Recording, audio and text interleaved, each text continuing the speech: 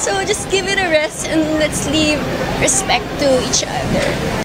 I just want a fresh start, a new beginning, and I don't want to dwell sa past. Matapos ang higit 7 buwan ng hiwalayan ng Kim C, ay finally ay nakapagbigay na ng saloobin si Kim Chiu tungkol sa hiwalayan nila ni Sian Lim. Ani ng aktres ay ipinangako na daw niya sa sarili niya na kakalimutan na niya ang nangyari sa kanila ni Sian Lim dahil ayaw niyang magtanim ng sama ng loob. Ninenervyos daw siya kapag laging binabanggit sa interview ang tungkol sa hiwalayan nila dahil ayaw na niyang isipin pa.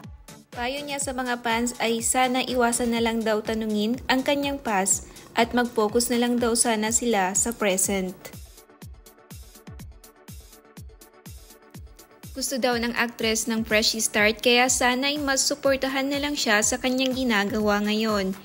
Masayang masaya siya sa mga nagdadatingang blessing sa buhay niya at grateful din siya na naging partner din niya si Paolo Abilino.